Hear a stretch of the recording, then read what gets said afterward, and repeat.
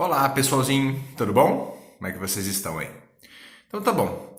Pessoal, vamos gravar esse vídeo, tá? Para passar algumas orientações para vocês e fazermos uma revisão do conteúdo do primeiro trimestre, né? Para o segundo ano do ensino médio. E depois nós vamos começar, né? Com as atividades e também com as videoaulas do novo conteúdo, ok? Já que nós estamos com essa perspectiva aí, segundo a ordem governamental, que provavelmente voltamos só a partir do segundo semestre, nós já vamos discutindo então essas questões até para gerar conhecimento e depois podermos aplicar as atividades, provas e outras coisas. Eu preciso que vocês me entreguem as atividades, né, gente, que eu já mandei para vocês, atividade de resumo.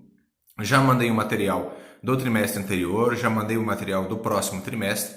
Vamos fazer essa aula de revisão rapidinha, né? E depois já vamos começar o conteúdo para o terceiro trimestre, beleza?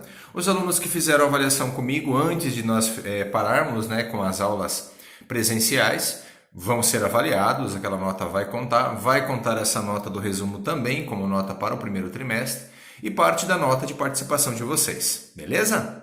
Vamos lá? Nesse primeiro trimestre, então, que nós tivemos presencial, né, nós conversamos sobre o exercício físico e a qualidade de vida. Nós conseguimos identificar principalmente as relações que existem entre a diferenciação de uma atividade física para um exercício físico. Dentro das atividades físicas, nós encontramos duas vertentes de prática, né? As atividades do cotidiano e os exercícios físicos. As atividades do cotidiano incorporam toda e qualquer atividade que aumente o nosso batimento cardíaco e que nos tire da inércia, não é? Diferente, por exemplo, de um exercício físico, a atividade física ela é feita mais de forma espontânea. Qualquer atividade é uma atividade de comportamento e entendimento físico. Agora, nem toda atividade é um exercício físico, uma vez que um exercício físico precisa ser planejado, orientado e repetido. Então, existe um planejamento, uma estrutura para se realizar um exercício físico. Seja ela contada numa relação de repetições, seja ela contada numa relação de tempo, seja ela contada numa repetição de séries, tá? Um exercício físico, então, existe uma orientação no qual a gente inicia e no qual a gente termina essa prática. No objetivo do exercício físico está relações como melhoramento do condicionamento físico, reabilitação orgânico-funcional. São basicamente objetivos que a gente procura dentro dos exercícios físicos, tá? Muito bem. Dentro então do princípio de pensamento de qualidade de vida, nós vimos que a ideia sobre qualidade de vida muda muito dentro de aspectos sociais e econômicos. Conforme a realidade socioeconômica de uma população muda, também muda o seu entendimento sobre qualidade de vida e também sobre as relações que mantêm essa qualidade de vida de uma forma adequada. Vamos pensar, por exemplo, nas questões de higiene, né? Quando uma população que tem um baixo desenvolvimento socioeconômico e intelectual não tem acesso às informações necessárias sobre o cuidado com a saúde em relação aos princípios de higiene, por exemplo, nós vamos perceber que essa população está muito mais propensa a doenças infecto-contagiosas, a problemas de saúde relacionados a questões bacterianas, virais, questões de saneamento básico mesmo, do que populações que têm um melhor esclarecimento em relação a isso. Qualidade de vida, então, é uma percepção individual quando a gente busca um entendimento sobre aquilo que eu quero para mim. Mas ela também é coletiva quando a gente pensa nas relações socioeconômicas de uma população em questão. Tudo bem? Beleza até aí? Dentro do assunto sobre qualidade de vida, nós também entramos em outros vários subassuntos que determinavam e direcionavam a gente sobre o entendimento de como se pensa a qualidade de vida hoje, não é? Alguns desses assuntos, por exemplo, incluíam o círculo da qualidade de vida, que mostra para nós 6 pontos fundamentais, como a harmonia, né, o equilíbrio entre as relações familiares, o equilíbrio entre as relações emocionais, o equilíbrio entre as relações e a comunidade, o equilíbrio entre as atividades laborais, o trabalho em si, né, o próprio bem-estar. São princípios que determinam para nós como, digamos assim, estágios para entendermos a que ponto nós podemos considerar ou não estarmos em qualidade de vida ou estarmos vivendo qualificativamente, né, com uma vida de qualidade. Da mesma forma que nós estudamos essa sequência de entendimento sobre qualidade de vida, nós verificamos algo fundamental.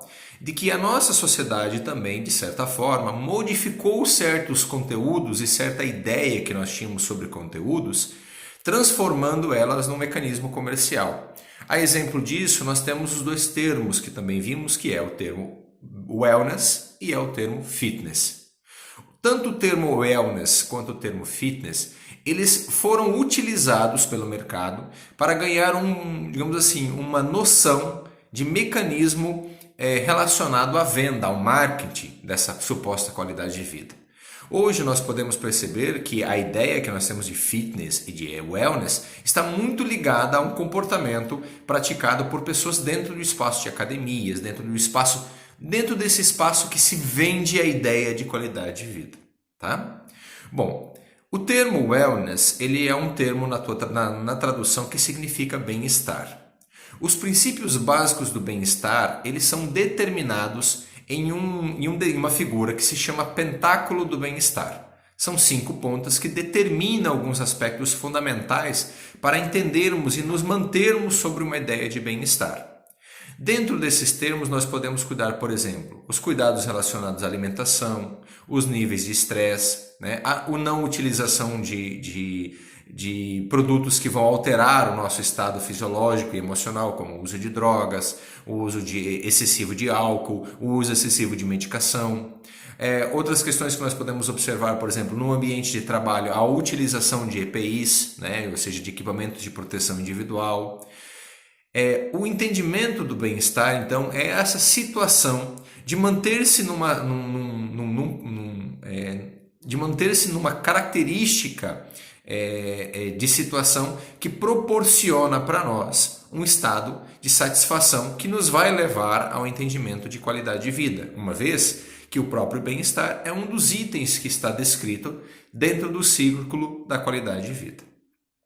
Um outro princípio muito utilizado de forma marketista, né, pelo mercado é o fitness, né? O termo fitness, quando a gente fala em termo fitness, imediatamente vem na nossa cabeça espaços de academia, espaços de treinamento, e não que esse termo esteja aplicado a basicamente todas as pessoas, indiferente se elas procuram o desenvolvimento e a melhora dos condicionamentos físicos e a manutenção da sua qualidade de vida dentro ou não, né, de um espaço como esse. Bom, o termo fitness, na tradução principal do termo fitness, descreve physical fitness. O physical fitness quer dizer aptidão física. Bom, as aptidões físicas de um organismo estão relacionadas ao seu comportamento fisiológico, ou seja, como ele funciona, e ao seu comportamento anatômico, se ele está íntegro em relação, ou supostamente íntegro, né? Porque é meio difícil a gente falar o que é realmente uma integridade anatômica. Mas se ele está desenvolvido de forma de forma adequada para cumprir com todas as demandas da tarefa que o indivíduo necessita para a sua sobrevivência dentro de um pensamento de qualidade. Bom, o termo fitness, então, como nós já discutimos, ele foi largamente utilizado pelo mercado como uma forma de vender uma imagem, vender um comportamento relacionado às práticas físicas. Desta mesma forma, a gente pode observar que o mercado de hoje ele vende a imagem de um indivíduo, né, de um indivíduo geralmente com características atléticas, dentro de um princípio de que esse indivíduo está saudável. Bom, nós já sabemos, né, que a ideia focal sobre a ideia de saúde não está ligada basicamente a um comportamento físico e nem tão ela ligada a um esporte de alto rendimento. A gente já sabe, né, que hoje os esportes de rendimento causam alterações físicas e anatômicas severas no indivíduo devido à exigência dessa atividade. Da mesma forma, indivíduos que procuram um espaço de academias, um espaço de treinamento com um único objetivo relacionado à questão do campo estético, também vão levar o corpo a certas condições que vão proporcionar lesões, né? Lesões, às vezes até o próprio afastamento dessas práticas físicas. Qualidade de vida, bem-estar e wellness estão muito mais ligados a um comportamento adequado sobre práticas físicas, sobre a ideia de viver-se bem, de viver em saúde, de identificar aspectos fundamentais para se viver com uma certa qualidade, né, do que ligados basicamente a uma prática específica dentro de um espaço de academia. Quando a gente fala sobre qualidade de vida, quando a gente fala sobre wellness, quando a gente fala sobre fitness, a ideia do exercício físico, a ideia do exercício orientado, programado, repetido, organizado é fundamental. Mas ela não deve ser ao ponto de de fazer com que esse exercício se torne no futuro uma lesão, seja ela do esporte ou seja ela da lesão da prática. O exercício é para melhorar o condicionamento físico, cardiorrespiratório, vascular, muscular, articular, ósseo, e não para gerar aspectos depressivos na anatomia ou na fisiologia humana, né? Isso deve ser sempre lembrado. O comportamento humano hoje ele está muito ligado a um comportamento social de imagem. E principalmente dentro dessas áreas, nós temos a utilização excessiva das práticas físicas como uma forma de transformar o corpo segundo o objetivo que a sociedade tem, ou segundo aquele padrão estético de beleza que a sociedade impõe para nós. Esses padrões estéticos de beleza, eles mudam conforme mudam o aspecto social, né? Lembra que a gente conversou sobre o antigo Império Romano e as civilizações da antiga Grécia? Basicamente a ideia para o antigo Império Romano sobre um corpo de mulher, por exemplo, né, um corpo feminino que seria belo, eram mulheres mais voluptuosas, mais cheinhas, né? Porque segundo a ideia daquele período, as mulheres mais cheinhas podiam proporcionar filhos ou proles mais saudáveis. Então tinha toda uma ideia de comportamento ligado à questão também de um pensar sobre saúde. Da mesma forma agora, se pensa sobre a saúde identificando que os corpos saudáveis supostamente são corpos atléticos. Aqueles indivíduos que praticam realmente um esporte de alto rendimento, aqueles indivíduos que praticam horas e horas durante o dia no espaço de academia, por exemplo, que levam o corpo a certas condições que provavelmente vão levar a uma lesão, a um efeito deletério, né? Um efeito prejudicial à saúde física. Então a ideia sobre a beleza e sobre o pensamento de saúde muda muito sobre as relações histórico, né, sociais. Então a gente precisa ter esse pensamento aberto, de que não é porque eu não frequento espaços específicos que eu não posso desenvolver o meu corpo segundo as orientações adequadas para uma compreensão física, para uma compreensão de exercício e harmonia física que me leve à saúde, que me leve a um bem-estar, que me leve a um desenvolvimento da minha aptidão física, que me leve a uma situação de qualidade de vida, tá bom? Bom, lembre-se que vocês têm até o dia 30 para me entregarem um resumo sobre esse conteúdo que eu já deixei para vocês lá e que nós tivemos em sala de aula, né? Então até o dia 30, às 18 horas, você tem um prazo lá no aplicativo. É necessário, gente, que vocês entreguem o material pelo aplicativo. Não adianta me encaminhar para o WhatsApp, não adianta me encaminhar pelo e-mail, porque o Estado exige que vocês encaminhem para a gente considerar tarefa cumprida dentro do sistema. Assim como ele exige que eu esteja verificando essas atividades dentro do próprio sistema.